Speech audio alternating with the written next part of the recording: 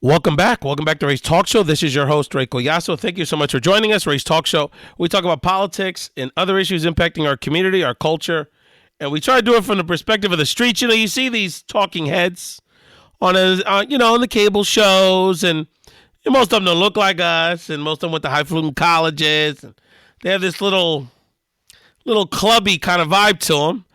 And, I come in and out of that world. I'm very blessed to have some access to some of those conversations and some of those networks. But at the same time, my main focus is giving you the perspective on these issues from the communities that we came from. And so I appreciate everyone's getting engaged in these conversations, and this being a call to action for all of us, whether it's politics, community service, serving people, whatever you can, is to just get more involved, because we see what happens when we all don't work together to resolve our problems and make it for a better world. In the spirit of that, this episode of Ray's Latino Talk podcast, which you can find anywhere you can download a podcast, iTunes, Spotify, SoundCloud, so on and so forth, Overcast. I think my buddy Felix listens to me on Overcast, if I'm not mistaken. But anywhere you can download a podcast. Go with Mario. What's up, brother? Check us out at Ray's Latino Talk Podcast on your iTunes, anywhere you can download a podcast, and of course, rayspodcast.com. And if you hear shout outs, it's because I'm Facebook Living. The show we do early in the week, I do simulcasting on Facebook. Thank you so much for our Facebook listeners, watchers, people we're interacting with. Many are friends and colleagues, not only just family and good peoples, but people that are also involved in this work on many levels, whether it's activism, politics, service, or podcasting. So I appreciate their interaction with the show. So if you're listening to this as a podcast, you're hearing shout outs and me kind of changing my subject to address something, understand that we just got a little party going on here on Facebook Live. So again, thank you so much for folks joining us. The sponsor of the show, Planned Parenthood, they have implemented a campaign, #IDFI, to let people know we have to stand against hate and division and discrimination in all forms. So join the Planned Parenthood #IDFI campaign by texting TALK to 22422. That's TALK, the word TALK, to 22422. If in these battles, with the ongoing legislative discussions about the future of healthcare, we could lose tens of millions of people, could lose their healthcare in these debates. It's very scary times. We would not want organizations like Planned Parenthood to lose their funding. They service women that many times have only one option as it relates to getting basic healthcare services. So support Planned Parenthood by texting TALK, and support all of us by texting TALK to 22422. Thank you, brother. Appreciate you, Felix. Please do so. 22422. 22422. Charlie Ramos has joined us on Facebook Live. He just came back from Costa Rica, la pura vida. There's a very Central American flavor to this conversation. Thank you, Charlie. Maybe you can give us some tips, and I'll share a conversation we had online during your trip to Costa Rica, if you don't mind. You were at my favorite spot in that beautiful country. And again, this besides our sponsor today, this episode is dedicated to 3 American heroes. I'm talking about the men, 2 of which lost their lives, Rick John Best and Talson Murden Namkai Mech, as well as a man that got severely injured, Micah Fletcher. These gentlemen stood up and defended the dignity of 2 young women in a Portland train. And unfortunately, a terrorist, someone obviously with some serious problems, stabbed them, 2 of which to death and 1 severely injuring. These are the kind of people, this is the kind of values that we honor here. Those are true Americans, true heroes. Rick John Best was also a military veteran, so the irony of this happening on Memorial Day or a Memorial Day weekend is truly ironic and in a very sad way. And this episode is also dedicated to a friend of ours from the Philadelphia Latino community, Manny, who just passed away, very tragically, a young man. It's anyway, I just want to let Mario and the family know, Faze, pass along our best to Manny, Manny's family. On this episode of Ray's Talk Show, there's always a lot going on, y'all. If you want to throw in some subjects, we got to talk about how our man Trump wants to destroy the planet. He don't want to just ruin our country. He wants the whole planet to go. We have to talk about this ongoing attack of our community. Attack of our community happening in Texas. It has gotten from bad to worse to worser, as George W. Bush would say. And it is, people say that I over-exaggerate and are dramatic about these things, but I don't know, and we're going to get into the details in a moment, what more you need to hear to understand that this is an outright attack on our civil rights, not just as Latinos, but as Americans across the board. And if you didn't see in the news, LeBron James's Los Angeles home was vandalized with racial epithets earlier today.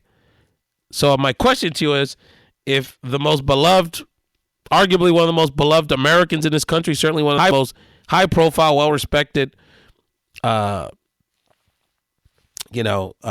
successful, arguably, in his field, African-American male's home which is worth $20 million, can be vandalized, then and those young women in a relatively peaceful, progressive community like Portland, Oregon, can be stigmatized, can be attacked, then we're all targets. That's sort of the sad part of this.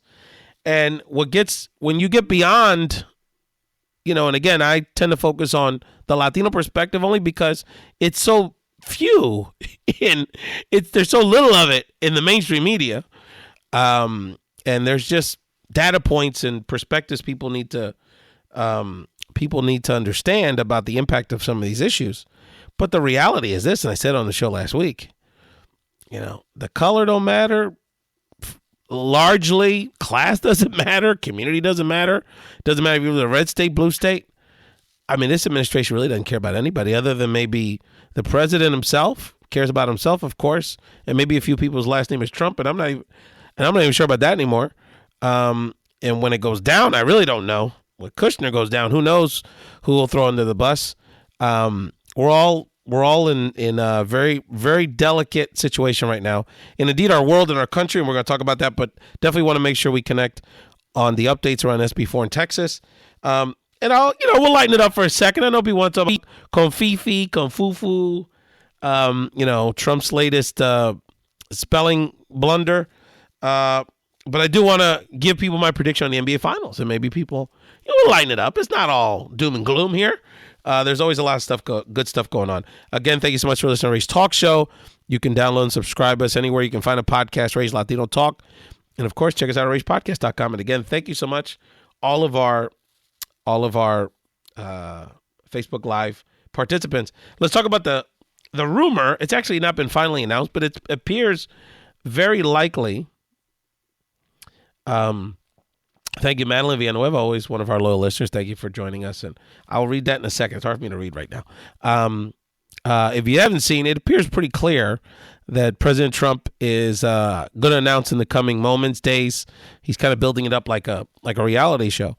That the United States will be formally withdrawing from the Paris Accords, and our environmental activists like Rudy Navarro and Adriana Quintero and others can explain this much better than I will, and we'll have them on the show to have this conversation. But essentially, that was an historic agreement that was struck by virtually every country in the world, with the exception of Syria and Nicaragua. And as our great Nicaraguan American friend Georgia Aguirre Sacasa mentioned on Facebook moments ago, Nicaragua has its reasons, so we'll leave it at that.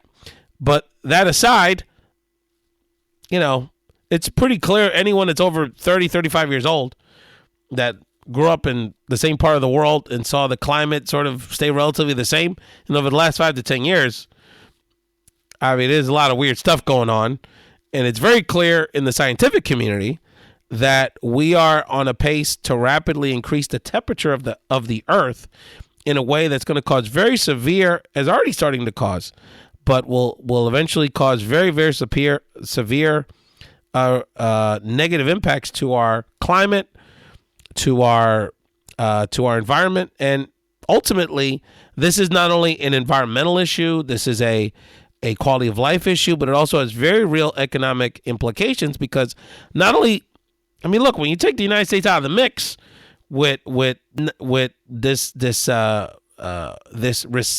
rescinding our commitment to lower our carbon emission rates and other policies that would slow down the rate of the Earth raising its temperature, it's like taking an all-star off the team. You know what I mean? We're one of the biggest, if not the biggest, us in China, are clearly the biggest producers and consumers of energy.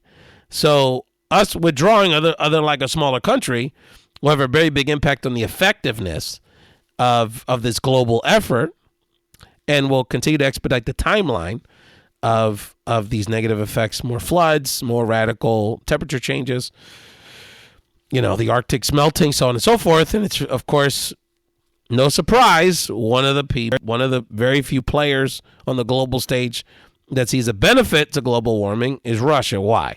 Because Russia, as you know, there's parts of it that literally are like bordering the Arctic Circle. It's so big and vast in the northern part of this world.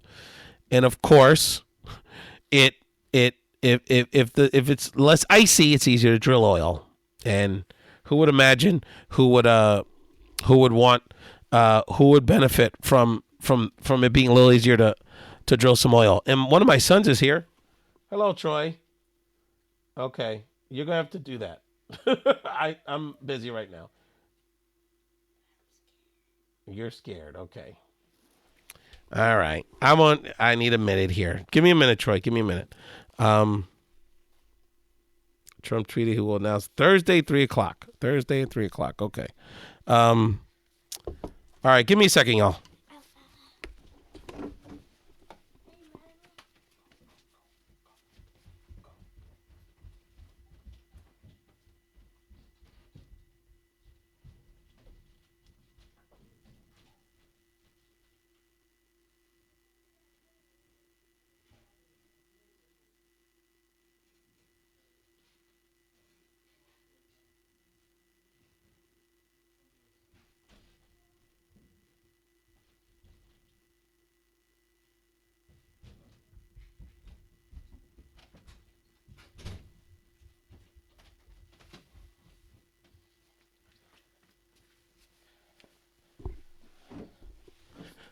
Not too many things that pull me away from you guys, but children's one of them.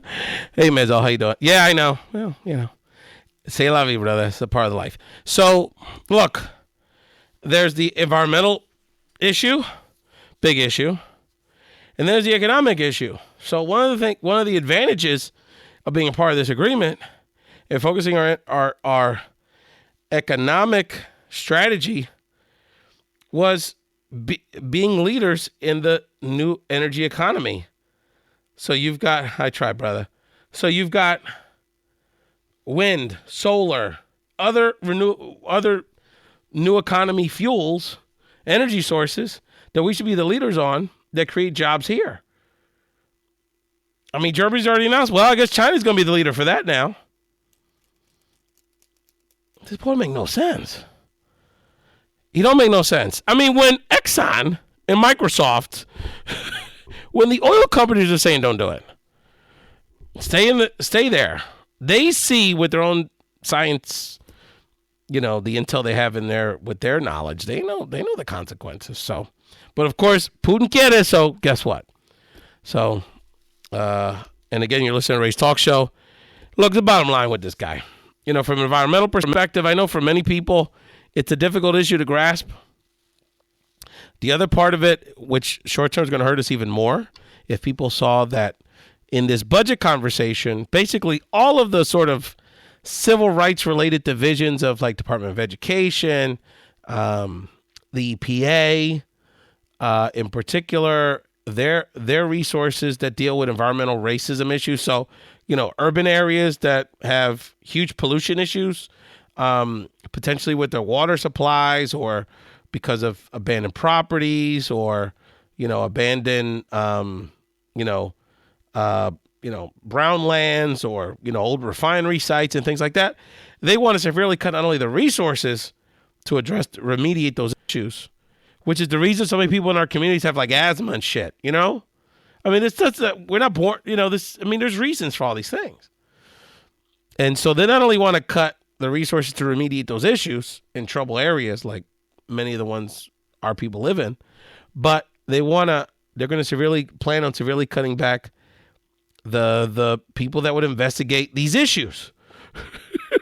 So So if somebody wants to screw somebody, a worker for their overtime, or they want to discriminate against a kid because they're LGBT, or they want to just not put a Spanish dominant kid in a corner and ignore them in a public school, regardless of their citizenship status, this happens to Puerto Rican kids that move from the island, by the way, all the time. There's issues in North. I mean, even in traditional Puerto Rican communities, the stories I've heard about upstate New York, kids being questioned about their citizenship status in 2017, basically being ignored. There was an issue last year in Long Island where they basically just put 5 Spanish-speaking kids literally like in a closet, basically, and ignored them. We need resources to monitor this stuff. So, this is a full attack, and this environmental angle has obviously global implications. If it's going to be bad for the United States, imagine the impact of people in Latin America and Africa and Asia and all these places. It's very, very sad. Rudy Navarro comments, one of our environmental leaders, but there's a silver lining on the climate, focusing on opportunities at the state level, which I believe Rudy in his work is seeing. Businesses are also leading the way. And indeed, he reflects on initiatives like solar energy being offered in low to moderate income communities that don't own their own rooftop, local level. I've even seen some of that stuff in reporting on Africa where they can give people like one solar panel, and because, they don't have a lot of electrical needs, it's basically a hot plate and, warm up your water for your shower, that one solar panel can like do the deal. And they have an app that controls it. It's pretty cool. So, yeah, there's a lot of amazing initiatives. Wouldn't it be great if we led them as a country and our kids could get that kind of engineering, technical training, and have good paying jobs. So the other thing I want to talk about today, the other big issue I think we need to discuss is this continuing situation in Texas. So for those that have not noticed, recently, a few weeks ago, the Texas legislature passed SB 4. It's the anti-sanctuary city bill, but essentially what it does is empowers and basically cajoles, encourages, however you want to call it, local police to inquire about someone's legal status when they're detained, not when they've been already convicted of a crime and they've already been put away, sentenced, but this being detained. You could be pulled over for a traffic stop and be detained. So essentially this is giving like, what was in Arizona, the 1060 or 10, what was the number? 187 in California many years ago. SB 1070 in Arizona it was, which was struck down by the federal courts. This is basically very similar, empowering local police, kind of twisting their arms to not only enforce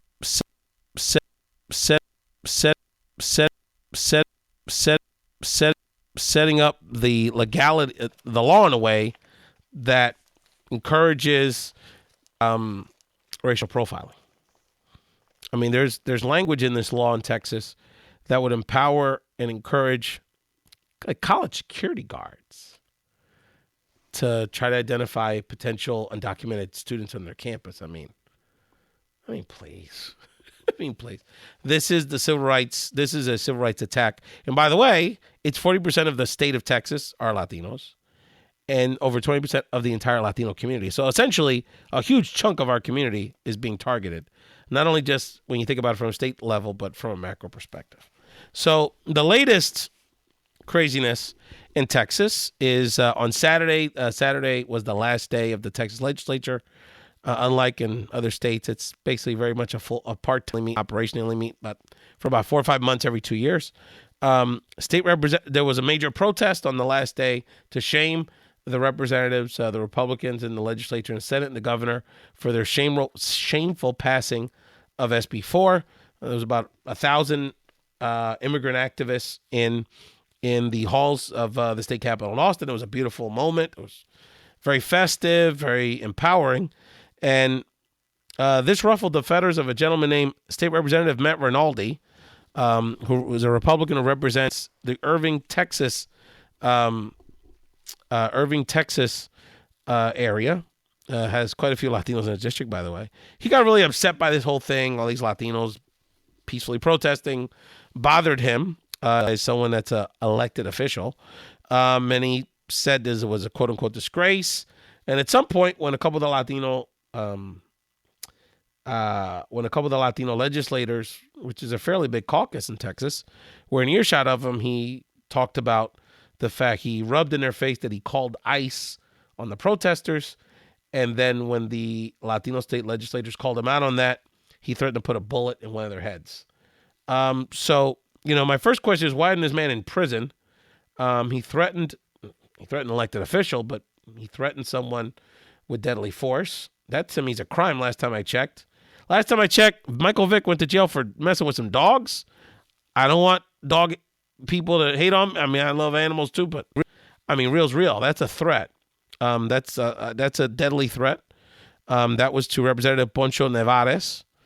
And then the bigger question is, and then, one thing led to another. They started almost rumbling, basically.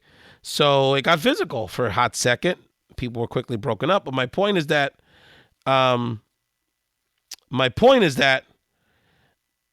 this is where it's gotten. It's gotten to the point where elected officials feel empowered to openly discriminate against our community and all kind of communities. Muslims. I mean, if it's us one day, it's LGBT another, it's Muslims another. It's in the case of the House Republicans and on the federal level, it's anyone with a pre-existing condition. It's half the people. It's a large chunk of the people on Medicaid. So there's lots of issues. There's lots of issues, and Cesar Blanco, the former state representative out of El Paso, the former political director for the Latino Victory Fund, said it very distinctly recently in the media. He said, if this don't get us hype and doesn't keep us focused on the importance of voting, what else will? And so my man Ralph Maldonado always, when I finish talking about policing issues, he comes on. It's always ironic. Ralph, congratulations to your son with LaSalle. I know you're very proud of him. Very proud to see you doing your thing as a father with your son. And you're listening to Ray's Talk Show. Thank you so much for joining. I appreciate our friends on Facebook Live checking us out. So SB4, the latest is that this is going to go to court. The city of San Antonio is the third major city in Texas, along with Austin and El Paso, that's going to join the MALDEF lawsuit. San Antonio specifically, the city of San Antonio is going to join the MALDEF lawsuit, the Mexican American Legal Defense and Education Fund lawsuit, to say that this is unconstitutional. You can point to the legal challenges of similar bills in California and Arizona in the recent years. So there's obviously, it's going to be tied up for a hot second in the courts. We'll see how it goes, but this has to be a rallying cry. We cannot have elected officials openly disrespecting us, openly threatening our community, literally, and surviving politically. This guy's in the Dallas metro area. By the way, the irony of the whole situation is not only an Italian, he's a very dark Italian. So, he might be one of the first people profiled, ironically enough. It was kind of, I was like, when I saw the headline, I was like, is he the elected official that hated on us, or is he one of us? It was very odd. And they even brought that up in the melees. The Mexican American guys were like, bro, you're Italian, you're immigrant, like, why are you hating? So it's a real sad situation. Want to give a shout out to the Philadelphia Latino Film Festival coming up this weekend in Philadelphia. My main man, George Lopez, joining us as well. How you doing, George? Want to get your prediction on the NBA Finals, George. Why don't you put it on there so we can chat about the finals in a second? Marangeli Mejia and our friends like Lisa Santos, Cecilia Huesca, they're doing a fantastic event. If you're a film lover, you love the arts, you love film, you love a good time, they're going to have a great film festival in Philadelphia, June 2nd through the 4th. This weekend, you can get tickets at phlaff.org/tickets, phlaff.org/tickets. They're going to have movies from all over Latin America touching on a lot of variety of topics, English, Spanish, Spanglish. The final movie is a documentary, essentially, of Residente from La Calle 13's global journey to find his DNA roots from all over the world, and to, hey Candy, and to and the subsequent music album he created with all the rhythms and sounds and cultures that were part of his DNA. Really cool stuff. So definitely check out the Philadelphia Latino Film Festival, phlaff.org/tickets. Candy, you come out to Philly, it's going to be a good time, girl. It's worth the trip to Philly this weekend. Our friends, Marangeli and Lisa, have a good time. And I don't know if Candy, I think Candy's back from New Mexico, one of our friends from the Southwest. And the last thing, hey, Candy. Candy always is one of my late joiners, so I know you finish up stuff for the night and check me out. I appreciate that. The last thing, I guess the last political thing, then we'll get into the NBA Finals real quick, is I know a big thing was Kushner and, messing around with these Russians, messing around with going into the embassy and talking about, hey, we can have a little conversation through your system. This is bottom line. Fat Joe went to jail for taxes. I know people in prison for a lot of traffic tickets. We talk about the marijuana piece and the criminalization of, these recreational drugs. I keep saying on the show, for these people that are like sticklers, it's ironic that the sticklers that argue about, I don't dislike Latinos, I don't dislike immigrants. But they broke the rules. Technically, they broke the rules. That's like the argument, right? Where are they now? With Jared Kushner and this administration breaking all kind of rules. Not putting stuff on forms, that's a federal offense right there. Lying under oath, like Jeff Sessions. Jared Kushner's lied many times about these little meetings. How about the meeting in the Seychelles Islands with DeVos's brother? Shady. The money. You don't know about the money, the Russian money, the Saudi Arabia money. How about the $100 billion? Hey, hook you with some guns for $100 billion? And they're trying to nickel and dime these programs for poor people? Come on. There's smoke, there's fire, there's 15 alarms, there's volcanoes. These people are nothing but scum. They really are. And, it's unfortunate we're in this position, but we have to understand the position we're in. If we don't fight for ourselves now, we're going to be even in bigger trouble, and they'll feel emboldened to get away with more. The legal process will play out, but the bottom line is this. Don't let anyone demonize our community and nitpick, Scott Rivera Lopez, all these issues that they use to try to demonize us and make us look like the bad people.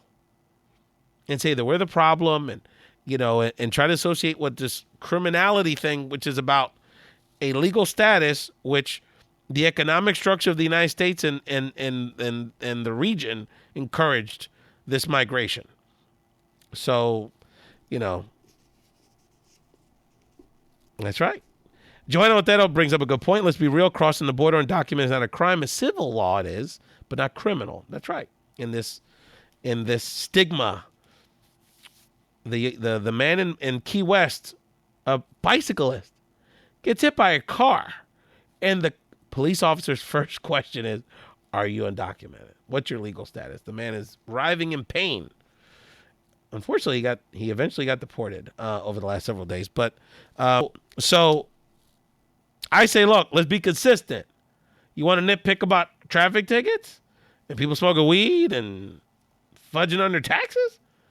I think there's certainly some grounds for Jared to be in some handcuffs right now. Bad hombres need to go vote. You're right about that, Rudy. We got to get it together. And last thing I want to talk about real quick, NBA Finals. People don't know, if you know me from the political stuff, one thing that's really interesting is that one of the cool things, and we've done Latino Sports Talk with my friends like George Lopez, who's been chiming in off and on here on the chat, and other friends of ours, the Dominican baller Juan Martinez and others, and you can check out the feed of those old podcasts, but they're still a lot of fun to listen to at Latino Sports Talk and LatinoSportsTalk.com, is that people don't know me that well. They just kind of see me on here, and they know me through my political life, my day job. They're like, wow, would have had no idea that you would like sports as much as I do, and I'm a big sports guy, and we'll have other conversations about that, but big part of my life. And, I'm kind of quietly an NBA geek, and I've been following what's happening. Generally speaking, it's been a pretty blah playoffs. I thought, the NBA, particularly the Western Conference, has gotten a lot more top-heavy than it was 3-4 years ago. There was a legit 4 or 5 teams, or really it's one team. And Kawhi, when the Spurs are completely healthy, they probably would have given the Warriors a tougher matchup. But the bottom line is that in the Eastern Conference, I thought going into this playoffs were a little stronger. Toronto Lowry's my Philly homie, Doherty guy of all, Doherty High School, where my wife went to school, but he just really shrivels up in the playoffs. And Wizards have 2 guys, and the Celtics are a scrappy bunch of role players. But the bottom line is these 2 super teams are meeting, and it's very exciting. 3rd time in a row. Historic. Of course, talk about the Golden State Warriors and the Cleveland Cavaliers, and Juan De La Torre's going for the Warriors, which is cool. 2 pretty likable teams. Really, other than if you count Draymond Green as a bad guy, if that's the worst guy you got, it's a pretty likable matchup on both sides. Cleveland pulled it off in an upset last year. And so, the conventional wisdom is, the Warriors are more overall team, principally because they're deeper and because they're more consistently defensively. And their 3-point prowess and the math of that. You're shooting more threes, you sort of have a natural advantage. And in the case of the Cavaliers, I think they played really well in this playoffs. They're going to be rested. And, I haven't spent tons of time in analyzing it, but my gut's telling me Cavs in 7. And I think I go back to 2 things with this prediction, which is a big upset according to the odds makers, which I think the odds makers are really trying to encourage the Cavalier money because they're making the Cavaliers a big underdog when you have such a good team. I don't really see it that skewed. But the reason I'm predicting this upset, I think it boils down to 2 things for me. One is, it's going to be close, and the coaching matters. When you have Steve Kerr versus Tyronn Lue, that's a pretty big advantage for the Warriors. But in this case, because of Kerr's got some back issues, actually some pretty bad back issues. Their assistant coach, Mike Brown, who used to be LeBron's coach with the Cavaliers, and I think goes to Lakers too, is on the bench, and he's just a mediocre coach. And so I think the coaching advantage sort of evens out. Of anything, I give Lue the slight advantage, even though LeBron basically coaches the Cavaliers. Yeah, I agree. And then the other thing I go back to is, to me, this, you can talk about the matchups, and other basketball experts that know it better than me can delve into that deeper. But I think the bottom line for me is this series is really about Kevin Durant. And one of the things I think we've seen about Kevin Durant, and everybody likes him, he's a good guy. Everyone loves his game.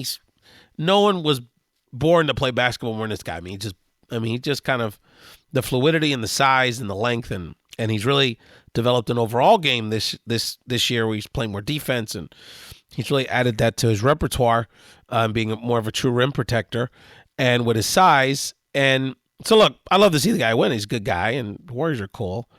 But I think the bottom line is, we can talk about Curry and all that. I think Kyrie sort of evens out there.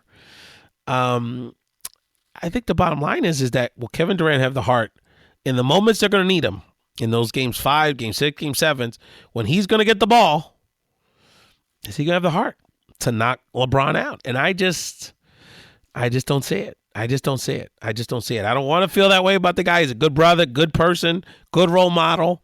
I wish they had beaten Oklahoma City, had beaten Golden State last year, but in my heart, I'm saying Cavs in 7. We'll see. Juan, what's your prediction? Why don't you put it on the comments there, and if anyone wants to chime in on their comments. It's going to be a great series. It starts tomorrow night. Cleveland and the Bay Area, cool fan bases. It's all good. It's a likable bunch. There's no annoying teams like the Celtics or the Lakers. I said it. I'm a Sixer fan. Or any of those kind of teams. Likable teams. Good sports cities. Good people. But I hope people get to enjoy the hoops. And again, thank you so much for listening to Ray's Talk Show. This is your host, Ray Collazo. Don't forget to support Planned Parenthood's I Defy campaign. We have to stand with Planned Parenthood and stand up against discrimination and hate in all of its forms. Again, text TALK to 22422. Text the word TALK to 22422. I Defy Today. Text TALK to 22422. And again, support our friends at the Philadelphia Latino Film Festival. Tickets this weekend. Going to be a great lineup of films. Check them out at phlaff.org/tickets. And thank you all so much, our friends on Facebook Live. Juan saying Warriors in 6. Certainly a legitimate prediction, no doubt about it. The DC's been somewhat quiet this week because it was a holiday weekend. So it's a short week, but also the Senate's on recess. So the conversations around the budget and healthcare are going to rev back up. We will see. We will probably have something to chew on from a Senate perspective on healthcare in June. Then they'll spend the rest of the summer trying to figure out if they get 51 or 50 votes for it. It is a challenge, and we'll talk more about healthcare next week. On the budget side, the more you look at this budget, again, protect civil rights protections, a myriad of social programs, a myriad of education programs. I mean, to cut things like Gear Up and Trio and Head Start and training programs for teachers, supporting young people in pursuing higher education. I mean, there's just a myriad of resources that, that House bill is pretty immoral document. And, to the point where people in the Freedom Caucus, what was this guy's name? I can't even think of his name, but anyway. I think he started realizing what he did, and he was crying the other day. He just said, oh, my sister has a pre-existing condition. It's like, you were the one that led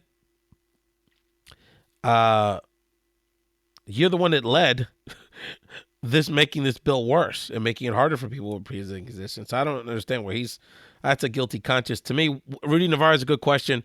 Will healthcare even get traction before we hit the September budget fight? Rudy, that's a good question. It depends how you find traction. I think it'll be resolved one way or another by September. My gut tells me that, McConnell's in a difficult position because you need to do this to justify the tax, things you want to do with the tax cuts for your wealthy friends or their wealthy friends. So I don't know. I don't think they know. I think it's kind of the bottom line. Juan de la Torre, Godfather reference. Very cool, brother. Very, very cool. We got to get the basketball on or watch House of Cards or something, brother. You're watching movies that are older than you, Holmes. Thank you all so much. Appreciate y'all in the chat. I got love for y'all. All of y'all are great friends and supporters of the show. I'm going to put the link one more time for those watching on the Facebook chat here. Comments to if you can support the podcast by giving us a review and subscribing to the podcast version of the show on iTunes. I really appreciate it. And the last thing I would say is for people that watch on Facebook Live, that only about half the episodes, a little less than half the episodes we do this way. There are interview conversations with some of the people, like the folks that are watching today. My good friend Elbar Garcia is one of our political analysts based out of South Florida. He's a consistent co-host, and I'm going to have Georgie Aguirre-Sacasa on the show very soon, and other allies in this work. We're going to mix it up. I want to have Nick G, my great friend here from the podcast committee. I want to have a conversation with him. He's a leadership expert from his work, and I want to sit down with him. I was on his show. Definitely check out the Independent podcast, which gives you a great slice of life from the world of Nick G. And I was on his show and breaking things down on this political stuff and other topics. And I want to have Nick to come on the show, talk about leadership and some of the lessons we can learn from the challenges we're going through right now. Thank you all so much. Appreciate y'all. Much love to our friends on Facebook Live.